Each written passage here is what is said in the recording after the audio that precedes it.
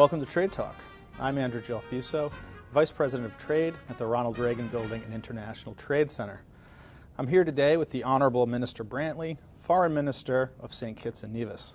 Mr. Brantley, welcome to the Ronald Reagan Building and International Trade Center. So nice of you to join us here today. Thank you for having me. It's beautiful to be in the nation's capital. What brings you here on this visit? Well, we're here at the invitation of Secretary of State Kerry, who's having an oceans conference. I think this is the third installation of this particular conference. I think, as you know, climate change, climate issues are of significance to the Caribbean, significance to small island developing states. And so we accepted Secretary of State Kerry's invitation to be here for purposes of this conference. A few questions on the economy. With the GDP of just under $1 billion US, St. Kitts and Nevis is one of the smallest independent nations in the world. Despite its size, the nation is doing quite well. Could you share with our viewers a few of the areas where your country's really excelled in the past few years? You're absolutely correct. Our economy has been performing well. We are driven largely by a service economy. We have done some interesting things to get that economy thriving as it is, including our pioneering effort in what is called citizenship by investment, an idea that we gave the world some 32 years ago. When others weren't thinking about it, St. Kitts and Nevis was able to put this together. And for us, that is significant. For a country with no natural resources, in the sense of no oil, no gas, no gold, and no timber, we have relied on the intellectual capacity of our people, and we've leveraged that to the point where we are now.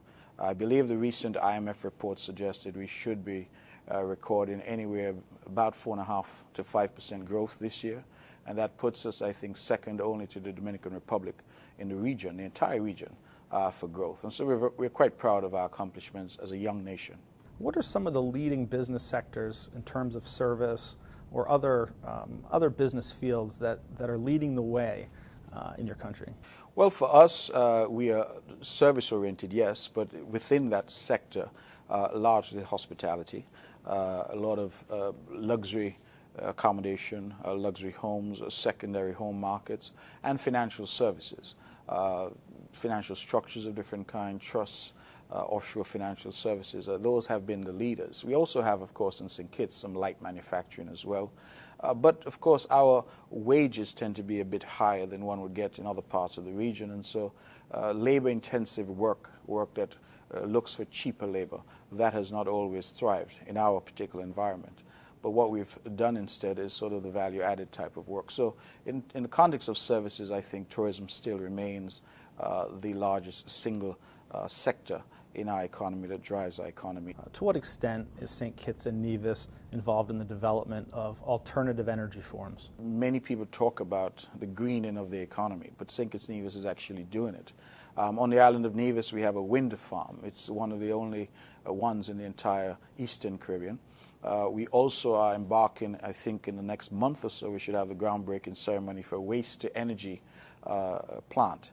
And that will, again, catapult us into a particular unique category of nations that are really taking the proverbial bull by the horns in relation to reducing carbon emissions. We have to recognize that these islands, because of their physical size, you know, most people go there and they say, oh, beautiful beaches, beautiful food, golf, spa. But we also have waste, garbage, like everywhere else, and it becomes a question as to what you do with it. And so we came up with the idea of using that waste to generate energy. And so it gives us a waste management solution and at the same time generates energy for us. So we embark on that. And then on St. Kitts, the entire airport, our entire international airport, the Robert Llewellyn Bratcher Airport, is powered by solar. We have 2 solar farms that are functional there and putting power into the grid. And then the big story, really, in the context of St. Kitts and Nevis is geothermal energy. And the island of Nevis has been blessed with geothermal energy, and we're in the process now of harnessing that energy. Can you talk a little bit about what geothermal energy is, just because we don't hear a lot about it? What is geothermal energy? Basically, because we are a volcanic island, there is heat that exists within the Earth's crust. And so the idea is, if I could put it in colloquial terms, to send a tube down, get that heat extracted, and that heat is then translated into steam that turns turbines, that generates electricity. It's entirely clean. It's entirely renewable. And we have one example in the Caribbean already, in Guadeloupe, where there's a small geothermal energy plant. We hope in Nevis to become the first island in the Caribbean, and I think the first place globally which is 100% renewable. But do you see an opportunity for export of geothermal energy? Are you finding investment opportunities for U.S. companies? And are you finding that U.S. companies have the expertise to come in and assist in the development, cultivation, and extraction of the energy? Well, if I can take the last part of your question first, the company that we've ultimately engaged after a very transparent bidding process is a U.S. entity. And so they're coming in. They're the ones who are doing the development. I believe that they're talking to agencies such as OPIC to generate some financing for that project. And so the DNA of the United States is all over this project. Our potential for export, we feel, is great. The science suggests that Nevis has anywhere from 150 to 400 megawatts of available geothermal energy. To put that in context, Nevis at peak is only about 10 megawatts. Our sister island, St. Kitts, which is 2 miles away, at peak is about 40 megawatts. And so technically we could supply all of St. Kitts, all of Nevis, and have power left over. And so because, again, of our geographic location, we're very close to St. Martin, we're very close to St. Bart's, we're very close to Anguilla and Antigua, and none of those islands have any potential for geothermal energy. It means that we have the capacity to export potentially energy to those islands. What are a few of the challenges facing the Twin Island nation in terms of promoting international trade? When you're as small as we are and you have the population that we have, everything is made more difficult. If you look at my card, I have responsibility for so many different ministries. Sometimes I forget whether I'm tourism or health or foreign affairs or whatever, because the truth is you have that, how should I put it, a paucity of resources in the context of what the world now requires. The world now is, as you know, a place where it doesn't matter what size you are, you're required to play by the same rules. There are no carve-outs anymore. There are no, concessionary terms anymore.